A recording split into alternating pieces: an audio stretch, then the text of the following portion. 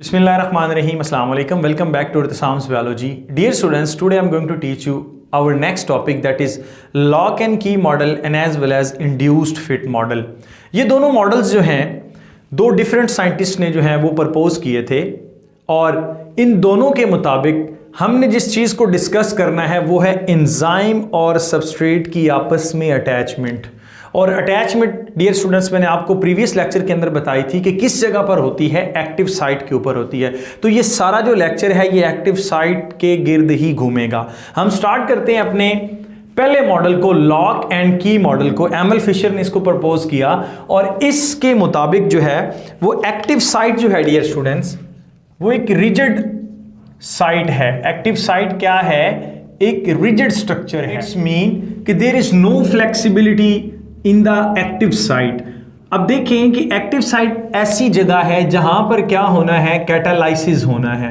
It's mean कि जो reaction है वो इसी जगह पर हो रहा होता है जब सबस्ट्रेट किसके साथ आके लगेगा डियर स्टूडेंट्स, एंजाइम के साथ। तो आप कहते हैं कि इसमें जो एक्टिव साइट है वो स्पेसिफिक है, बिल्कुल जिस तरह एक लॉक को, स्पेसिफिक लॉक को एक स्पेसिफिक की ओपन करती है, इसी तरह से एक सबस्ट्रेट जो है वो एग्जैक्ट एक्टिव साइट में, एंजाइम की एक्टिव साइट में ऐसे फिट आता है जैसे लॉक के अंदर की। अगर तो वैसे फिट आए तो एंजाइम क्या करता है, इसी सबस्ट्रेट को फर्दर किसके अंदर कन्वर्ट कर देगा, प्रोडक्ट्स के अंदर कन्वर्ट कर देगा। ये तब आपका रिएक्शन जो है वो कंप्लीट होगा। लेकिन आफ्टर दैट जब कोशलैंड ने इंड्यूस फिट मॉडल जो है वो पेश किया, उसमें इस मॉडल को क्या कर दिया, रद्द कर दिया। अब हुआ क्या था, कोशलैंड ये कहते हैं कि सारे के सारे जो केमिकल रिएक्शन हैं वो लॉक एंड की मॉडल पर पूरा नहीं उतरते। हाँ, स्पेसिफिसिटी ऑफ एंजाइम यानी कि एंजाइम्स अपने रिएक्शंस के अंदर स्पेसिफिक होते हैं, बिल्कुल होते हैं। हमने प्रॉपर्टीज के अंदर भी पढ़ा है। अगर हम उस बात को देखते हैं तो लॉक एंड की मॉडल बिल्कुल सूटेबल है, लेकिन कहीं ना कहीं नेचर ने लचक रखी है डियर स्टूडेंट्स। तो कुछ एंजाइम्स ऐसे थे जो क्या करते हैं, इंड्यूस फिट मॉडल जो है उसको शो करते हैं। मिसाल के तौर पर अगर हम जब बात करते हैं प्रोटीएजेज एंजाइम के, अब प्रोटीएजेज में बहुत सारी कैटेगरीज आ जाती हैं, ट्रिप्सिन है, पेप्सिनोजिन है और भी बहुत सारे हैं।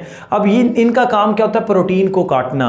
अगर हम ओवरऑल प्रोटीएजेज की बात करते हैं तो उसमें ये है कि उनकी एक्टिव साइट में कहीं ना कहीं किसी जगह पर लचक है कि सबस्ट्रेट जो है कोई दूसरा भी आके बाइंड कर सकता है, लेकिन शर्त यह है कि हो वो प्रोटीन ही। इसी तरह से इंड्यूस फिट मॉडल के मुताबिक जो एक्टिव साइट है वो फ्लेक्सिबल होती है, फ्लेक्सिबल है। सो इट्स मीन कि यहाँ पर एग्जांपल मैं दे रहा हूँ कि ये ग्लूकोज का मॉलिक्यूल है, ये एंजाइम। अब यहाँ पर देखें ये एक्टिव साइट जो है ये बिल्कुल इसके साथ मैच नहीं कर रही।